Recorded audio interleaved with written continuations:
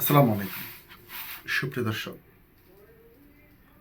চাঁদাবাজদের বিরুদ্ধে আরও একটি আন্দোলনের ডাক দিয়েছেন জামাত ইসলামীর আমির ডক্টর শফিকুর রহমান।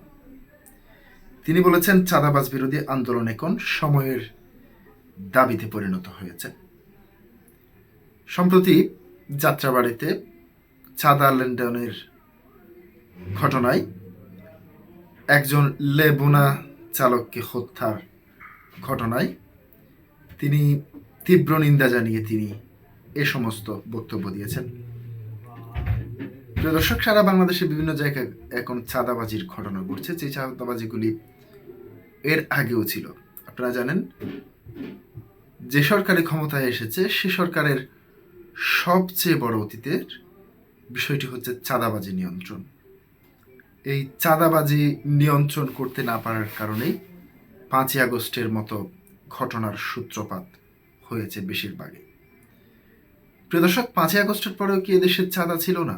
আপনারা যদি একটু কল্পনা করে দেখেন, একটু ভেবে দেখেন, তাহলে বুঝতে পারবেন যে সমস্ত জায়গাগুলিতে, যে সমস্ত হাট বাজার কিংবা পরিবহন সেক্টর, সব জায়গায় যে সমস্ত জায়গাগুলিতে চাঁদাবাজি করত ক্ষমতাশীল দলের লোকেরা, অর্থাৎ তৎকালীন আওয়ামী লীগ, যুবলীগ, ছাত্রলীগের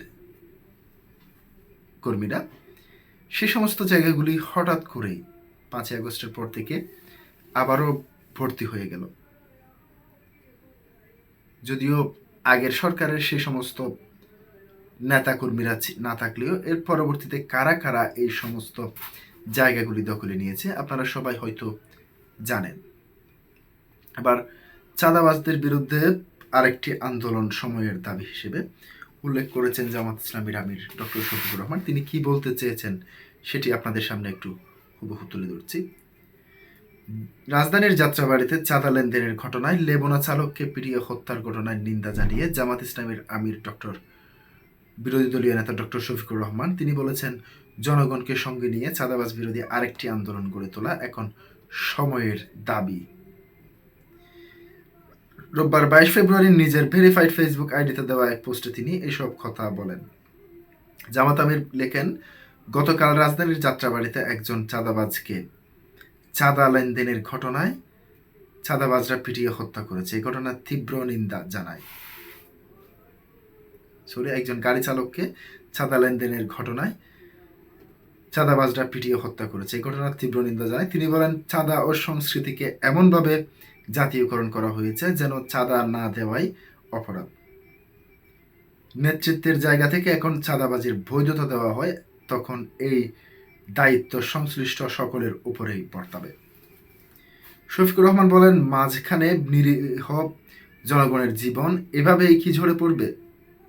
না, আমরা তো মেনে নিতে পারি না, মেনে নেব না। প্রিয় জনগণকে সঙ্গে নিয়ে চাঁদাবাজ বিরোধী আরেকটি আন্দোলন গড়ে তোলা এখন এই সময়ের দাবি। তিনি আরও লেখেন, দেশকে যারা ভালোবাসেন তারা সবার প্রতি আমাদের একই কথা, চাঁদাবাজদের হাত থেকে জীবন সম্পদ রক্ষা করতে হলে সম্মিলিতভাবে লড়তে হবে।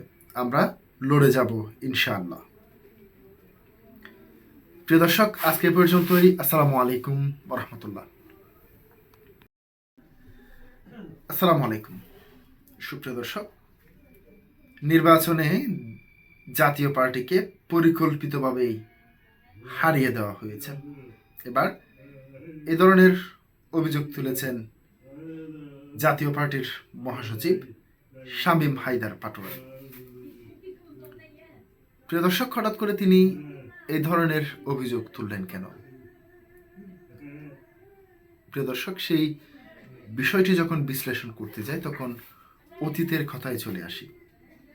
যে সময় হুসাইন মোহাম্মদ এরশাদ তিনি স্বৈরাচার বিরোধী আন্দোলনের তার পতন হয়, তিনি যখন জেলে ছিলেন তখনও তিনি রংপুর বিভাগের 5টি আসনে জয়লাভ করেছিলেন। প্রিয় দর্শক, জাতীয় পার্টি এমন একটি রাজনৈতিক দল, যে রাজনৈতিক দল যে সরকারের দিকে যায় সেই সরকার ক্ষমতা গ্রহণ করে। অতীতে আমরা দেখেছি জাতীয় পার্টি কখনো বিএনপির সঙ্গে জোটবদ্ধ হয়েছেন, কখনো আওয়ামী লীগের সঙ্গে জোটবদ্ধ হয়েছেন। 5ই আগস্টের পরে আমরা দেখতে পেয়েছি এই জাতীয় পার্টিকে নিষিদ্ধ করার দাবিতে বিভিন্ন আন্দোলন সংগ্রাম হয়েছিল, কিংবা তাদেরকে নির্বাচনে অংশগ্রহণ করতে না দেওয়ার কারণে অনেক আন্দোলন সংগ্রাম হয়েছিল। জাতীয় পার্টির বিভিন্ন কার্যালয়ে আমরা হামলা হতে দেখেছি, 5ই আগস্টের পরে অগ্নিসংযোগ পর্যন্ত করতে দেখেছি। প্রিয় দর্শক, যদি সুষ্ঠু নির্বাচন হতো, অন্তত পক্ষে 5 থেকে 10টি আসন হলেও জাতীয় পার্টি পেত।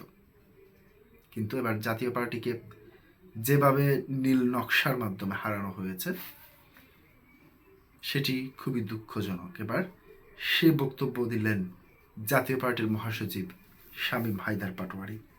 তিনি তার বক্তব্যে কি বলেছেন সেটি আপনাদের সামনে একটু তুলে ধরছি। সদ্য সমাপ্ত ত্রয়োদশ জাতীয় সংসদ নির্বাচনে জাতীয় পার্টিকে একাংশ পরিকল্পিতভাবে পরাজিত করা হয়েছে বলে অভিযোগ করেছেন দলটির মহাসচিব শামীম হায়দার পাটোয়ারি। রোববার 12 ফেব্রুয়ারি বিকেলে রাজধানীর সেগুনবাগিচায় ঢাকা রিপোর্টার্স ইউনিটিতে আয়োজিত সংবাদ সম্মেলনে তিনি এ দাবি করেন। নির্বাচনের ফলাফল পরবর্তী দলের আনুষ্ঠানিক অবস্থান জানাতেই এই সংবাদ সম্মেলন আয়োজন করা হয়েছে। জাপা মহাসচিবের অভিযোগ, অন্তর্বর্তী সরকারের প্রত্যক্ষ নির্দেশনা ও প্রশাসনের সহযোগিতায় ইলেকশন ইঞ্জিনিয়ারিং করা হয়েছে। তার ভাষ্য অনুযায়ী জাতীয় পার্টি যেন একটি আসনে জয়ী হতে না পারে এবং ভোটের হার 1% নিচে থাকে, এমন লক্ষ্য নিয়েই একটি বিশেষ নীল নকশা বাস্তবায়ন করা হয়েছে। তিনি বলেন, দলের শক্ত গাঁটি হিসেবে পরিচিত আসনগুলোতেও প্রার্থীদের তৃতীয় স্থানে রাখা হয়েছে এবং অনেকেই জামানত বাজেয়াপ্ত হয়েছে। এর আগে নির্বাচনের ফলাফল প্রসঙ্গে এবারের ফলাফলের কোনো সামঞ্জস্য নেই বলেও মন্তব্য করেন তিনি।